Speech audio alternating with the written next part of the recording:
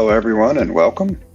My name is Sean Boyce. My company name is NxtStep, and I am an automation consultant that works specifically with accounting firms, typically firms in accounting and finance as well also. So I want to welcome you to my webinar that I've prepared for you here today, which is largely based on the presentation that I gave at a conference which took place last week at CPA FMA. The conference name was Connections. And the presentation was very well received, so I've decided to create a version of that to share with you as part of the webinar that I've prepared for today.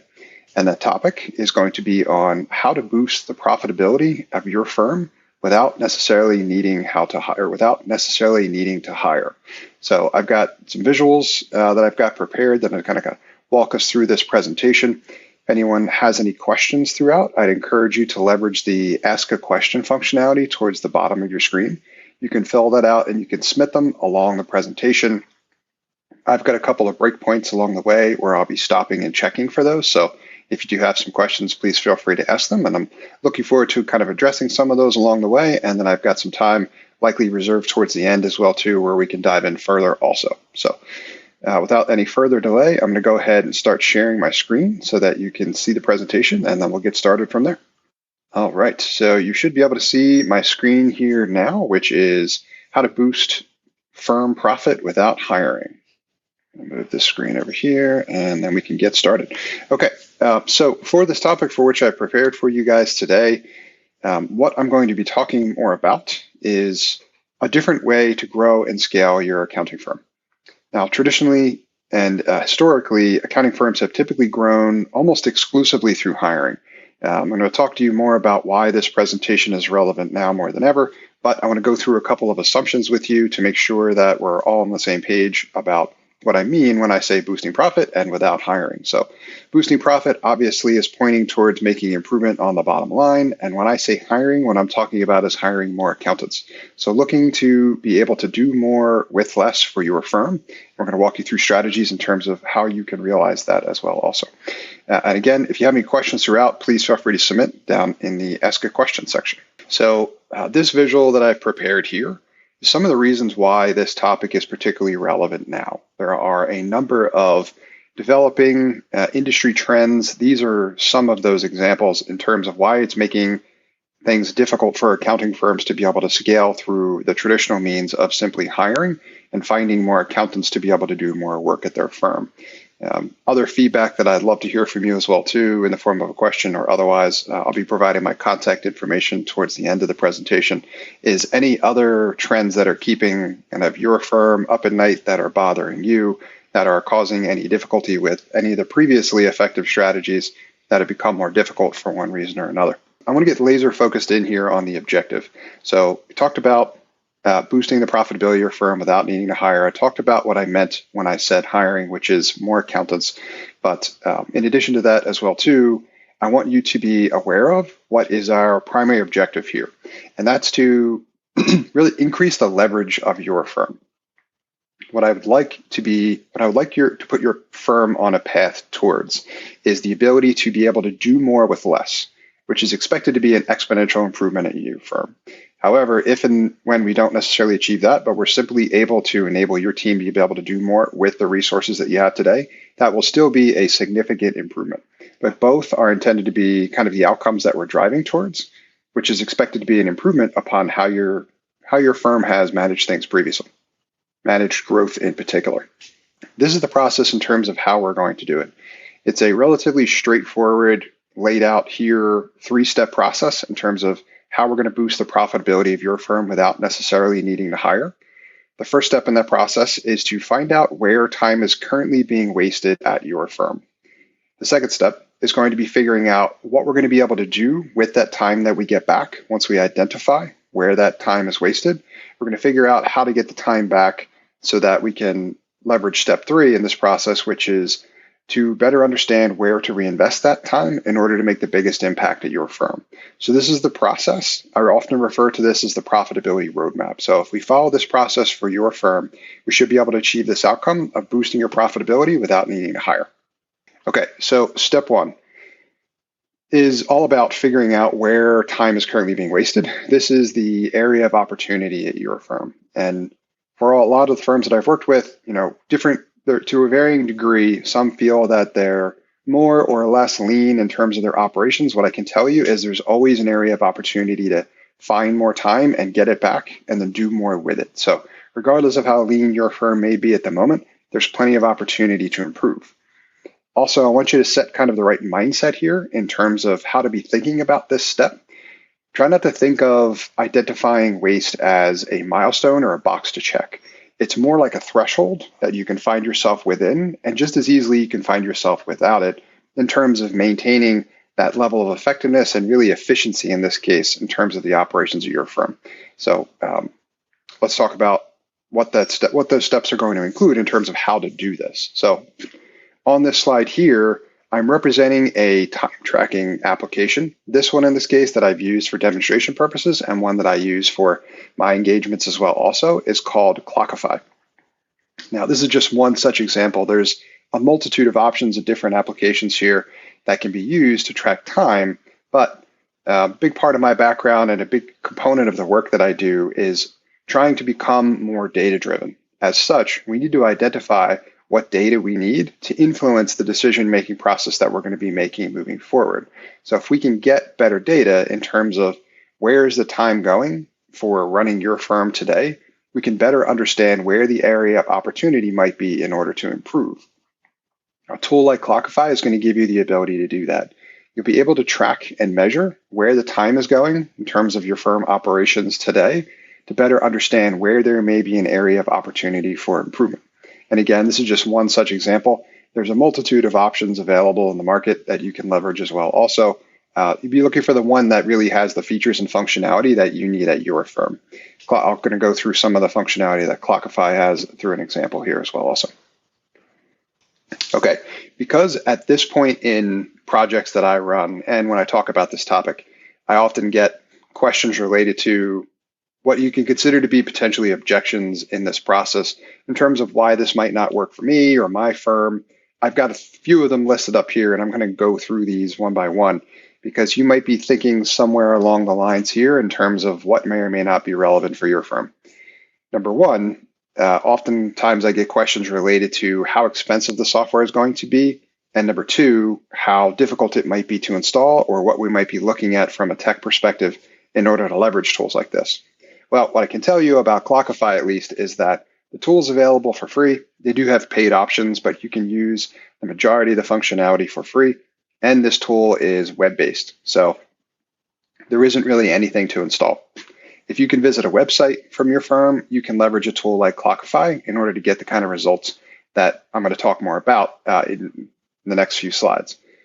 Now, the third component here is a little bit more nuanced, and that one is related to if you're getting any kind of pushback from your team or your employees or your accountants, for example, that they may or may not want to invest in this as an exercise. This is a question I got when I did the conference presentation last week, and it's a good one. It's something that firms are concerned with when it comes time to investing in this as an exercise. What I can tell you is that when it comes to this potential objection from your team, this one is all about how you position this as an exercise and an investment for your firm. Because what we're trying to do here is not just improve the performance of the firm, but it should also directly impact the kind of work that your team does as well too, which is more than likely concerns that they've had and have shared with you in terms of feedback before as well also. So if anyone in your team has ever provided feedback in terms of what I refer to and what you'll hear me say multiple times in this presentation, so-called boring busy work or any monotonous routine elements or any kind of frustration and not being able to work on more impactful work, being able to innovate, solve creative problems, those types of things. This exercise is going to be kind of an outlet for them to help you get the kind of data that you need to better understand how we can make improvements that's going to enable us to be able to realize that future that they're looking for as well also. So as part of what we're going to be talking about doing here, this is going to be an opportunity to enable your team to share that voice through the data that we need in order to ask better questions and find out where these areas of opportunity are for improvement. So if you're getting pushback like that as well too, It's an element of motivating your team, getting them excited about this process as much as you can, because this is intended to benefit them as well too. So that's what I recommend for that third objection. If there's any other feedback that you think you might get or objections you might hear from your team, please feel free to share that in terms of the ask a question section in here as well too. And when I get around to it, I will answer that as well. All right, keep it moving. Okay. Next visual that I've got here is an idea of what the dashboard or results might look like if you've used a tool like Clockify to measure where the time is going at your organization. So as you can see here, there's data shown in graphical and visual format in a couple different versions of that. We've got lists sorted in order in terms of where we can see from most to least in terms of where the time is going, as along with percentages and totals. You can see how the data is distributed across a given, in this case, work week, for example. You can see what the breakdown in the work looks like on a daily basis, as well as the pie chart gives us the ability to see what does kind of the overall distribution look like. So tools like Clockify, the important element here is really to get the kind of data that we need in order to ask the right type of relevant questions to better understand where there's the best opportunity for improvement for us. Let's see a few examples that I've kind of put together as well too, which kind of mimic engagements that I've done before with firms in terms of the results that we might see. So if you can see this visual here, what I've done is I've gone through and measured a hypothetical work week in terms of where the data may wind up so that we can walk through interpreting those results. So in here, we've got a number of different categories of results, ranging again from most to least. And I'm going to start kind of diving deeper into this data to get a better understanding and where I may have questions. Like, for example, I see at the top category is listed as back office. Number one, that's a little bit generic for me, so I kind of want to know more about what's falling into that category. But number two, I need to better understand why that's number one. Why is so much time and effort going into what is considered back office in this case? So I have more questions there. Second is I see AP or accounts payable is listed second. That I have some questions about that as well, also because accounts payable for us should be relatively straightforward. I was under the impression this was not requiring as much time, but apparently that's not the case because we're seeing quite a bit of time being invested there. So I have more questions about that as well also. Number three, I see that client work is actually the third category here, which is not what I was expecting either. I was expecting that to be considerably higher. Most of the time, ideally, probably would be the top category, but in terms of where the time is going, where my team is spending it, interacting or working on client work is actually number three and much further down the list than I was expecting. So I have more questions about that as well also. So that gives you an idea kind of how you might interpret some of the data after you've completed an exercise like this, so you can get a better understanding of where there's area and opportunity for improvement. Okay, so moving on to another example. In this version here, this is if we were to dive deeper specifically into like the client work, for example. What does that category look like if we zoom in further? So here you see the same type of visual, but the data here is broken up across how we're spending time specifically with clients and three in particular in this scenario. Now, some things that jump out to me right away is one client is getting the vast majority of the time, the other clients are not, which could be concerning if in the event, for example, client C may not be our best client or the area where we're expected to grow the most, or perhaps it's even in an area of a service of ours that is a little bit less profitable, generate less revenue, spending more time, it's starting to look a lot less attractive here. And a lot of time is going into that, not just the majority of the time, but also the distribution as well too, more frequent touch points. So if we've got any issues with client C, that's a problem, right? This data could actually wind up looking inverted in this case, because client A, we know to be one of our better clients. We are very happy with client A. We really enjoy that engagement. They do as well. Also, not only are they getting the least amount of time, but they're getting less frequent touch points as well also. So I'm here seeing kind of the data, almost the exact opposite of what I was intending to see. As such, again, I have more questions. There's more to kind of dive into here as well also. So both of those give you an idea what it's like to evaluate the results after you've been through this exercise. And there's any number of different categories that you can measure. You can see where time is going regardless of category. So you can create all the categories that are relevant at your firm. You can dive deeper into where time is going for as it pertains specifically to client activity. You can track individual team members and where their time is going. You can also add pricing information, pricing and cost information as well too. So you can start to get somewhat of an idea on what profitability looks like, because it's typically correlated between where time is being invested and how much we may be generating in revenue regarding that client or service.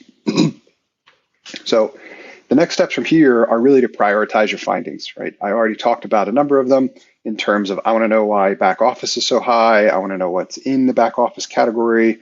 Accounts payable is taking considerably more time than I was expecting it to. I want to know why that is as well. I also want to know why the client activity is one of the lower categories in terms of where time is going. That's a concern of mine as well also. And then when I dove deeper into the client data and what that distribution looks like, that almost looks inverted to me, right? Client C, we've got some issues there. They should not be getting the majority of the time. That was not the idea. Obviously they are. That's a problem. And some of our better clients or areas where we're expecting to grow is actually where the considerably less time is going at the moment. And that is another concern. So prioritize your list of findings and create the next set or list of questions that you're going to use from a discovery perspective to get a better understanding in where the area of opportunity might be at your firm in terms of being able to improve. So I've got a slide here listed for questions in case anyone has any. I'll just keep checking the Ask a Question section if anyone has any. So feel free to continue to submit those as necessary. Otherwise, we'll just keep moving. Okay, so we talked about identifying where the area might be in terms of where there may be some waste so that we can get to step 2, which is what we're going to talk about now. How are we going to get that time back? So after you've found some areas of opportunity in terms of here's where we may be able to get some time back because more is being spent than we were expecting, I want to talk you through what those options are in terms of how we're going to get back. So here are 3 primary strategies that I want you to leverage, and I'm going to explain what each is and when to leverage them as well also. But going through them in order here on this slide, at the top we've got automation. Right? Automation and technology has provided an unbelievable amount of capabilities to our industry at the moment, giving us a lot of opportunity to automate that, what I refer to as boring, repetitive, busy work, to not just improve the efficiency of that process in terms of getting us some or up to all of the time back, but improving the effectiveness as well. Right? Our team members, people in general, are just not good at repetitive, boring, busy work. It becomes disengaging. It's easy to make mistakes. It's error prone. It's not a good use of resources per se most of the time. As such, automation is an area that we should really look to invest for work that might fit into that category because we can get some or all of that time back that way. Second option here is listed as outsourcing. And what I mean by that is leveraging vendors that have a respective specialty that may not be ours where we're investing time today. A couple of examples of that might be anything that isn't what you want your firm to be best at, even when compared with all other firms. Right? What is your competitive advantage? What service do you want to offer that is more attractive, better than any other firm out there? That is what you should be protective over, as long as the performance of that service matches what we're going to talk about later in the presentation. But outside of that, the majority of what it is your firm is doing, you should be entertaining at least the possibility to outsource or delegate that to someone who can specialize, someone who can focus on that, because it's going to give you the time back. Chances are they're going to be able to do it more cost effectively as well. So some examples are probably relatively obvious, but that's like managing your computer networks, handling any of your IT infrastructure, your phone systems, things like that, water, handling trash, whatever, things that just run your office, so to speak. Things that may be less obvious are perhaps types of services that you offer, which may not be where you want your competitive advantage to be, but are areas of opportunity for you to improve your efficiency, like during busy season, processing that queue of tax returns that match a certain set of criteria. There are firms out there that can help you flex your service in that way as well also. So that's number 2. Number 3 is to consider elimination when possible. And when I say that, what I mean is, like in the example that I talked about earlier when we were reviewing the results of what we measured, the client C situation. We might not have a great relationship with client C. As we take a deeper dive look at the service that client C primarily consumes and other clients that are consuming that service, not just that client, but that service may not be a great fit for our firm long term. So There's some type of work that's going to fit into a category, which I'm going to show a little bit later in the presentation, for which we should consider this as a strategy as well too, because then we can get all of that time back and reinvest it where we want to be focusing more consistently. Let's talk about your options when it comes to automation. So I have a big background in tech. I have taken any of these avenues to pretty significant depth. So I'm very familiar with all of them. And they're currently listed in order in terms of commitment, typically speaking in terms of time and budget. So primarily, when it comes to considering automation or technology or anything that may be available to help improve the workflow or efficiency at your firm, I want you to primarily leverage what I refer to as off-the-shelf software.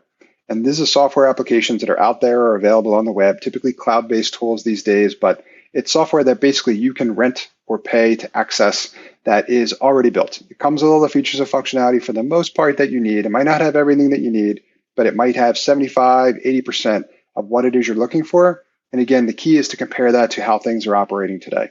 So if you've got manual processes, if you've got offline processes, if you've got in-person or paper-based systems, and you have an area of opportunity to improve that with off-the-shelf software for a fraction of the cost of what it would take you to build a system like that yourself. Now, going down the list from there, we've also got systems referred to as no-code tools, and you may be familiar with some of those. One such example that's pretty popular in the accounting industry and continuing to grow is Zapier. Zapier is a tool that enables you essentially to connect anything to almost anything. It's an integrator tool, and it's one that you can use to take data from one system and get it into another, or share it somewhere else as well also. So if you've got any workflows that have these kind of interrupted processes where you really like to be able to get that system or that data from system A to system B, this is an area of opportunity to improve that using no-code tools. So that is a whole world that we could explore as well also, because there's so much you could do nowadays because these tools have been taken to such an extent. So there's a lot of opportunity and possibility there. The third one on this list is referred to as RPA, or like my buddy on the right-hand side of the slide here, robotic process automation. Now, what this means, and though my buddy reflects a physical robot, this is still virtual. This is all software for the most part. So this is a tool that can live like an application on your workstation or a machine or hosted on a server or whatever. But this is a system or a tool that gives you the ability to be able to automate with some customizability some of that boring busy work. So if you've got members of your team or yourself perhaps at some point is processing a ton of data in a spreadsheet, right? You might be taking basically raw income numbers and wanting to calculate like the effective tax rate, for example, based on those numbers, and the numbers, of course, are variable. Doing that for one row, might take you only a couple of minutes or perhaps longer than that, but doing that 10,000 times is really going to add up. So for situations like that, RPA is a great option. So basically, like thinking through the mindset you might be in terms of when it might be a fit. If you're working on a task and it's expected to take considerably longer than you really want it to, or it's boring or it's monotonous or whatever, if you've ever thought to yourself, there's got to be a better way to do this, usually when you say something like that, RPA is typically the answer. So that's kind of how to think about it and how to connect the two together.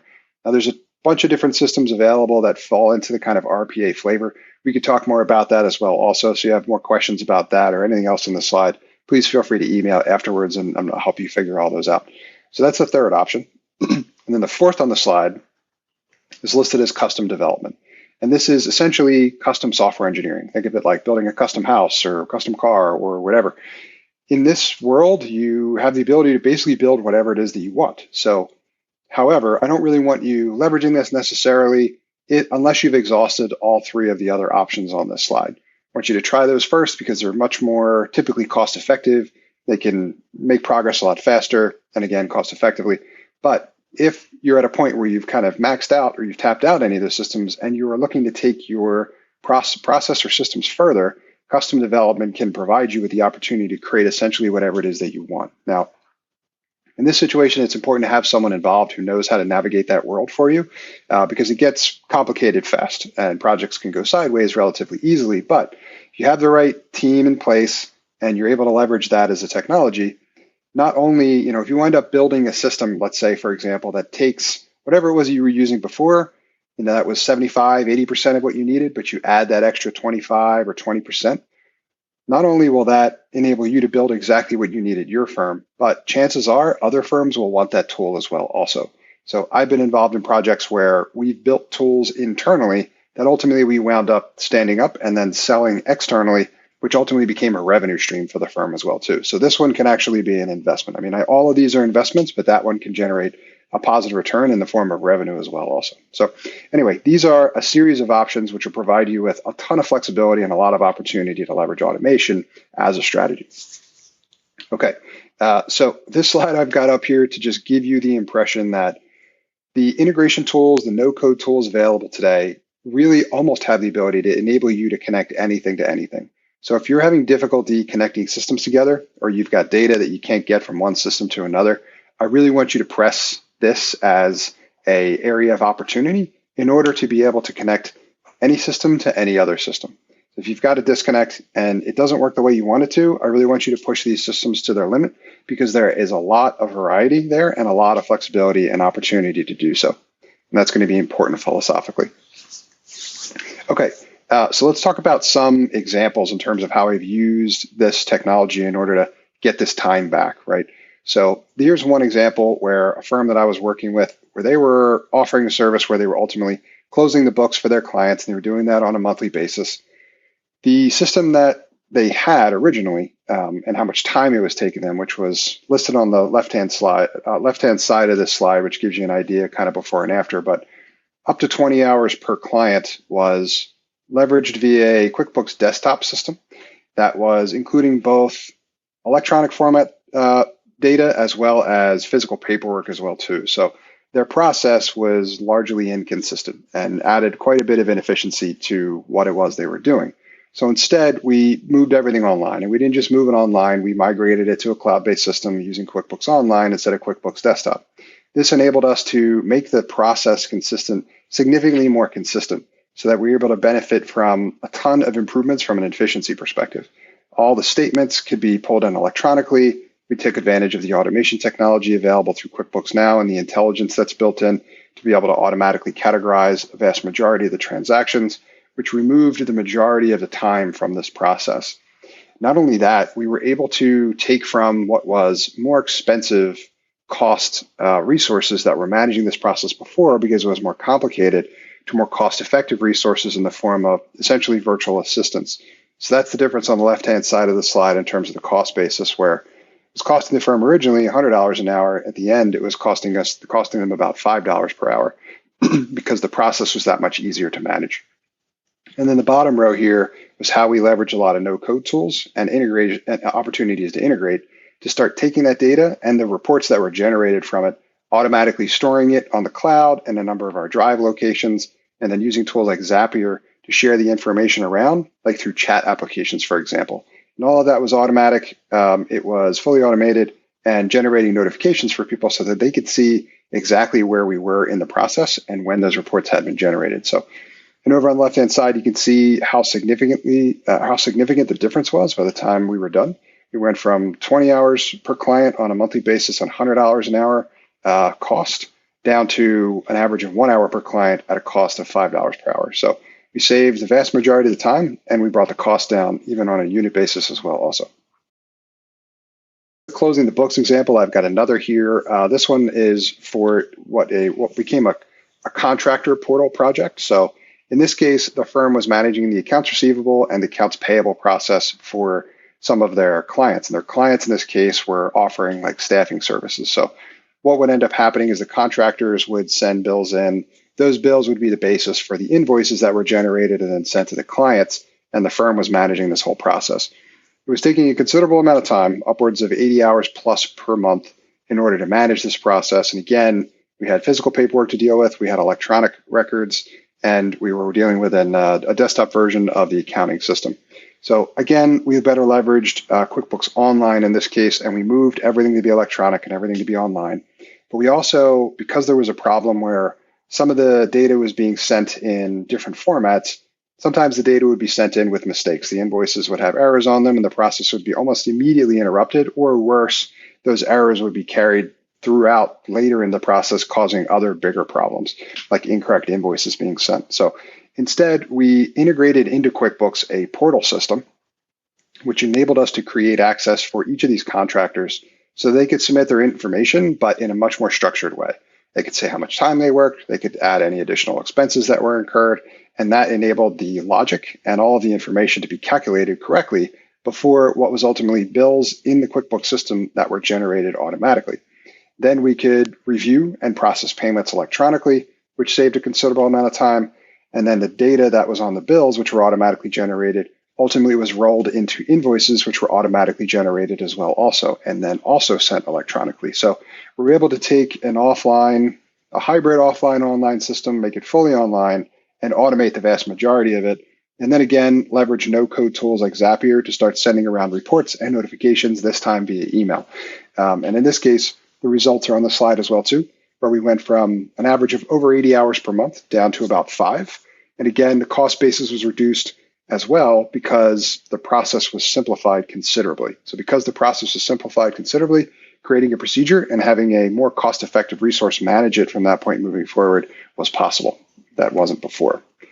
Okay, so those are some examples in terms of projects I've been involved with directing and some of the results that you're capable of generating. You can save 90+% of time. You could bring your cost basis down by that much as well also.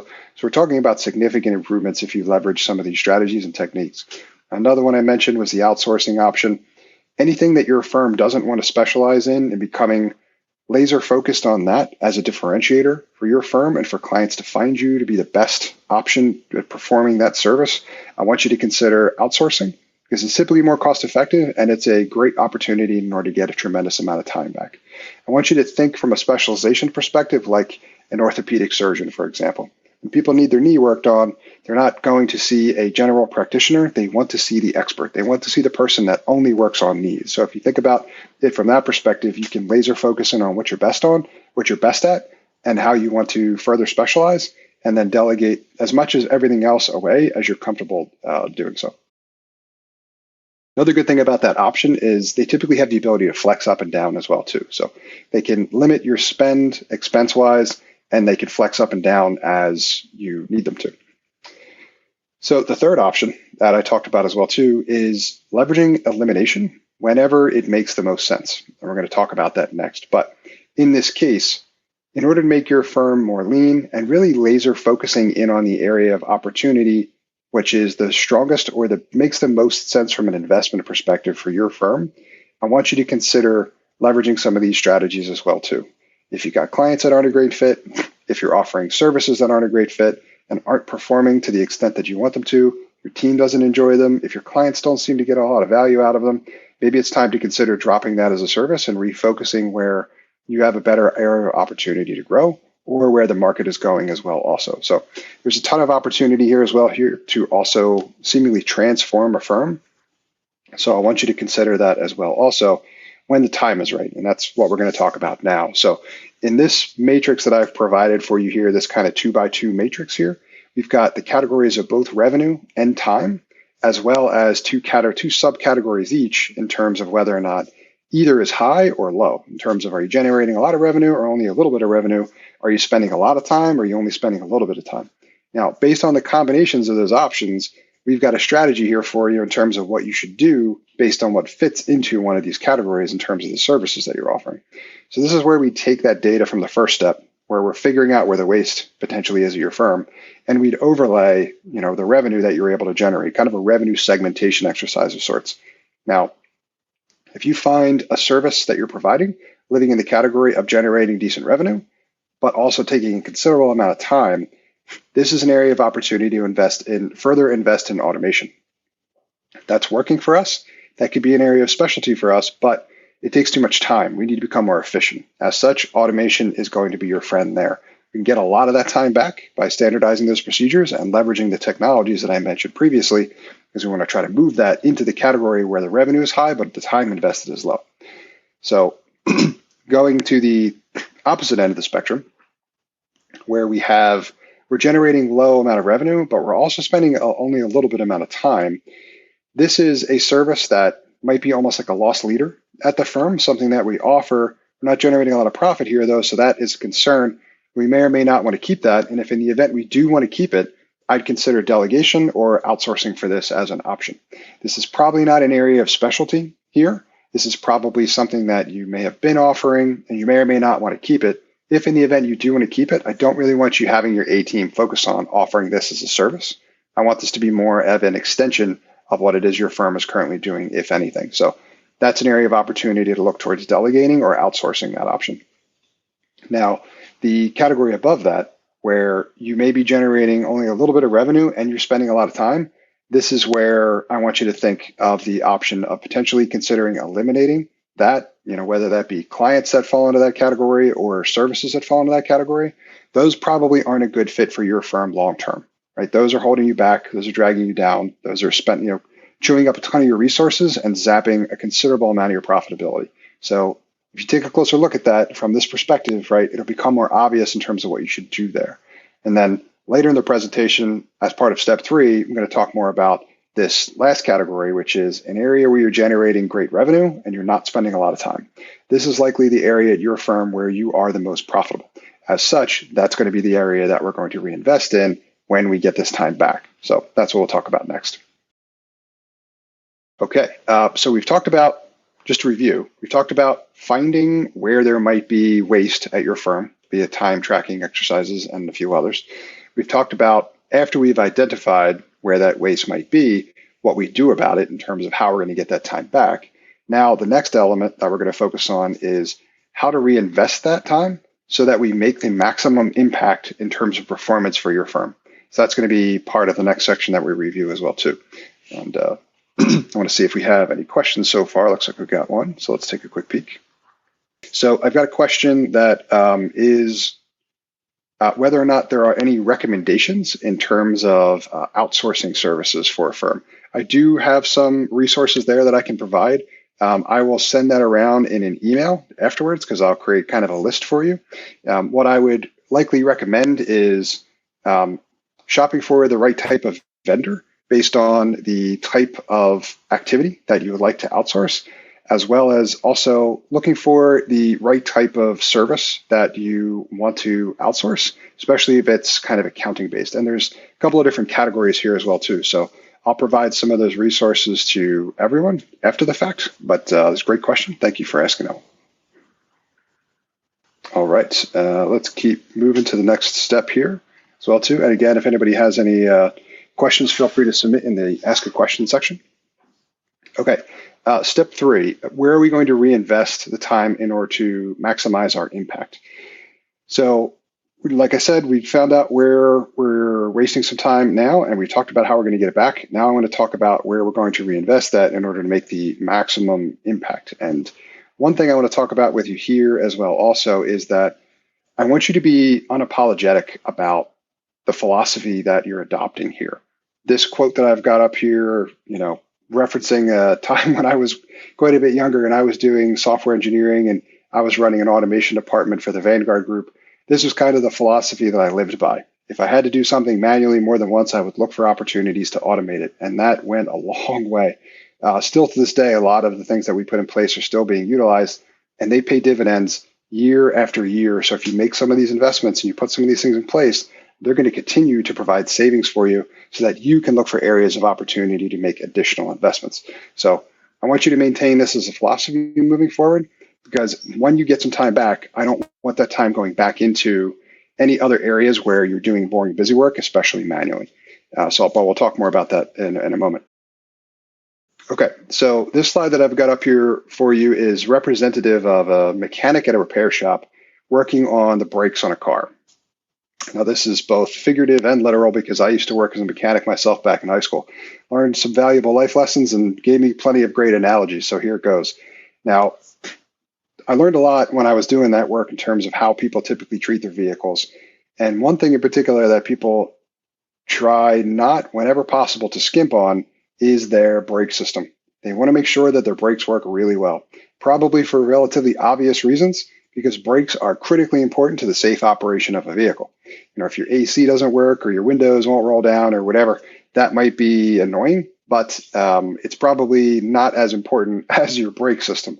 Your brake system needs to work. Now, at the same time, brake repair jobs at mechanic shops also happen to be the most profitable work that they do. Now, this is not a coincidence, right? Because these systems are so important, chances are they also wind up being the most profitable because they're in the most demand. They're where people typically invest the most when it comes to their vehicles. The other elements about this work in particular are key to them being the most profitable as well. Namely, that the parts wear out relatively quickly, and the parts are often typically expensive as well also. The design of the system is relatively simple because that is often correlated with effectiveness as well also. So it makes it relatively straightforward in order to be able to train people up on how to do this work so that you can do more of it. Now, the reason why I'm telling you this story is because what I want you to do is I want you to identify what is the break job that your firm offers. So of the services that you're offering, which are the most profitable, which are the most straightforward, which are the most in demand, which are the ones that your clients cannot live without. That is going to be critical as part of this step because it's going to help us identify where we're going to be reinvesting a lot of this time that we're getting back. So if you think about it in this way, and you can use these as an analogy or an example to better understand where at your firm is this equivalent of the brake job at the mechanic shop. Okay, so bringing back up that matrix that I started walking through before, again, I really want to laser focus in on this quadrant where you're generating the most revenue and spending the least amount of time. Another thing about the brake jobs as well, too, is they can be done relatively quickly. In fact, if you find yourself to be somewhat handy, they're actually work that you can do yourself pretty quickly. Save yourself a couple bucks. But as it pertains to your firm, the area in where we're going to be focused the most after we've completed step 2, right? We've found the waste, we figured out how we're going to get the time back, but now we've got time to reinvest. Where do we reinvest it? It's going to be in this area where we're generating the most revenue and spending the least amount of time. So that's where the brake job at the mechanic shop lives in that quadrant. And that's where I would reinvest everything for all the time that I got back from automation and all these other things that we would invest in at a mechanic shop. But what is the equivalent of that at your firm, right? Where do you want to further specialize? What do you want to become the best at? And what is the most profitable at your firm? We've identified that, and we can leverage it as part of this process to get as much time back as possible. Now, here are a few other strategies to consider as well, too, some kind of honorable mentions that I've leveraged in working with firms. So I've also been involved with doing turnarounds as well also previously. And one of the things that is often one of the, now I want to say easiest, but easiest in terms of being able to do so from a technical perspective, but it's difficult from an emotional perspective because a lot of people at firms are often married to the structure that they currently have, is raising your prices. So that's the first option that I've listed on here. For example, you may be in a situation or you may know someone at a firm who is seemingly overwhelmed, right? There's just so much work to do at all times. They can't seem to get their head above water. They can't really find time anywhere. So they're really trying to figure out, where does it give? What can I do in order to get some time back and kind of create some leverage? One of the best ways to do that is to raise your prices. If you're overwhelmed, if you've got a full plate, if you can't take on anymore, if you're at capacity, there's an opportunity to, in one instance, for example, to potentially double what the prices currently are for the services that you offer. Now, when I recommend this sometimes, I get kind of a knee-jerk reaction in terms of, usually goes along the lines of saying something to the extent of, double my prices. I can't double my prices. If I double my prices, I'll lose half my customers or I'll lose half of my clients. And I think it often gets said before they think it through fully, because if you double your prices and you lose half your clients, not only did you just maintain your revenue, but you doubled your profitability and you got half of your time back. So I would say that is a pretty significant improvement.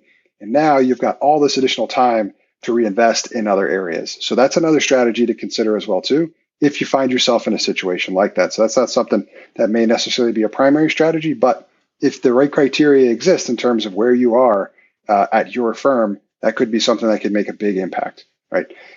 Other options here as well, too, kind of fit into some of that eliminating and outsourcing category in terms of, do you have services that are falling into these other categories, namely the low revenue and high time or low revenue and low time?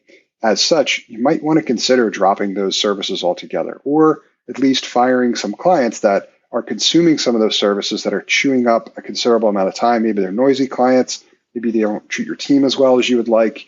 Maybe they are, your team doesn't like offering the service so much. So I want you to be protective over your team's time, over your firm's profitability, and consider leveraging these strategies whenever they make the most sense at your firm. So those are other areas of opportunity as well too. And again, the idea here is really to figure out how we can better specialize and continue to differentiate your firm. Because as you become more in the category of that orthopedic surgeon, you become known for performing those knee surgeries and saving people's knees. That is a great way for your client base, for folks in your industry, in terms of prospective clients to be thinking of you. They have a better understanding, and that is the go-to person, that is the go-to firm to solve that problem. That is a great position to be in. So these are all areas of opportunity to improve the profitability of your firm as well also. Okay, let's talk about how we know whether or not this has worked. How are we going to measure the impact? What does that process look like? Well, it's going to be an element of trying to calculate the ROI from the investments that you made, right? I mentioned earlier about being data-driven. That goes for my process as well too, especially for my process. And that's an element of making sure we're measuring the right things so we can calculate the appropriate ROI for any investments that we may have made. Now, this slide probably looks familiar because it's the same one from before, right? Previously, we did a time measurement exercise to get a better understanding in where the time is being invested now. We can simply repeat that process to get a better understanding and what the breakdown and the distribution looks like after you've made these investments. Essentially, what you're looking for here is the results to the extent that you've made the kind of improvements that you're hoping for and in the right areas. So does the distribution look improved from where it was previously? Like, did it have the kind of impact that we wanted it to? This is a great tangible way to leverage a very similar, if not the same system in order to see those results and for it to be very transparent. So that's one great area of opportunity. Another would fall into the category of making sure that we're measuring the right metrics. A favorite one of mine is referred to as profit per employee. Pretty simple to calculate. Take the total profit for your firm divided by the total number of employees. And this isn't just to be a measurement at a period of time or like one instance in time. This is something that we want to keep track of from a trending perspective. So go back, evaluate that data, get a better understanding in terms of how that's been trending, and let's look for areas of opportunity to improve it. There is a significant area of opportunity to improve this as a metric. If you are leveraging this strategy, you should see a dramatic improvement here, which is going to update not just the performance of your firm, but the engagement, the satisfaction level, all of these things that would impact your employees as well also. So this is a trending analysis to complete. You could start it as part of this process if you aren't doing it already, but make sure that you continue it throughout as well too, because remember, we're making changes philosophically at your firm. We're not just making technical changes in areas of improvement, but we want to maintain that philosophy as well also. And that's what this visual is all about. It's about switching your mindset from reactive to being proactive. So if after you've been through this process, if you got the kind of results that you're looking for, if you made some improvements, one of the things in particular I want you to be very protective over is not falling back into the previous routine. So if today you've got boring busy work going on, and many firms do, then you've leveraged this as a strategy and a system in order to eliminate the boring busy work by leveraging those strategies to get that time back. I don't want you to then take the next boring busy work item that's on your to-do list and to apply the time that you've got saved into that task. Skip a step at this point. Don't create the waste. Take that boring busy work task and go right into step number 2, where you can automate it through a series of different available technologies, right? Ton of automation, off-the-shelf software, RPA, whatever it is. At this point, you have a laundry list of options that you can leverage in order to skip that step, prevent creating the waste, and immediately start leveraging those technologies for those options as well too. Again, the time that you get back is yours to invest where you'd like, but it really should be invested in an area where it can maximize the kind of impact that you want at your firm. So if you're looking to increase your profitability, again, you're looking to identify which services fall into that high revenue, low time category, because those are highly likely to be your most profitable offerings. It's probably also an area where it's best for you to grow and continue to differentiate and specialize, but that's where you're going to want to reinvest that time because it's going to make a bigger impact. So consider that as your best option as well too, and be protective over that philosophy. Okay, other questions so far as well also. That kind of concludes the majority of the content that I've prepared for you for today. Let me know if anybody has any other questions. Feel free to submit them in the Ask a Question section for the time we have remaining. And then in addition to that as well too, while I'm looking out for those, I'll leave this up on the screen as well as I'll include the call to action button, which I'll put now at the bottom of the slide, so you should be able to see that as well. I've got other free resources here for anybody who's interested to learn more about how to do this work. My free 5-day email course is called Bottleneck Buster, and you can sign up for that at bottleneckbuster.com. That is a process all about how to basically, it educates you on what a bottleneck is and enables you to figure out how to find them and then leverage some of these strategies to eliminate them and then get into a real good flow of how to find more, how to eliminate them, how to continue to get value back from investing in that as a process. So that's one option. And then I've got a ton of other free resources at my main website as well, also at nxtstep.io. That's nxtstep.io. I do on a daily basis, 7 days a week. I write a blog article. I write a daily email message that goes around to my list. I record a video, and I also record a short podcast. So if you have any interest in consuming information, which again is all free, in any of those mediums that are particularly relevant to you or that you enjoy the most, feel free to check those out via my website. And then if anybody has any other questions as well too, and then the button that's on the slide, if you just click on that, that'll take you right to Bottleneck Buster. If you want to sign up for that, feel free to do so. And then the last slide that I've got prepared for you here is my contact information. So if you'd like to email me about any of these questions, I will send resources around for anybody who wants it as well. Also for the question that was asked earlier today about outsourcing options and vendor lists and things like that, I've got a list that I'll share with you that categorize a bunch of different options. But if anybody has any other questions or is looking for ways to kind of consume the information and the content that I produce as well too, please feel free to reach out to me and let me know if you have any other questions. All right, I don't see any other questions for the moment, so we're going to go ahead and wrap up our presentation here. And I want to thank everyone who joined me for this lunch. I hope it was valuable. I hope you got a lot of value out of it. And again, if you have any other questions for me or there's anything else I could do to help you, please feel free to email me. My email address was listed on the slide there, but it's Sean, S-E-A-N, at NxtStep, nxtstep.io. Thanks, guys, and look out for more webinar presentations to come here shortly on different topics. So feel free to email me as well, too, if there's a topic in particular that you're interested in. Can't find a lot of good options for it, and I'd like to prepare some of that material for you and share it as well also. Thanks, and have a great rest of your week and weekend and holiday next week. See you guys.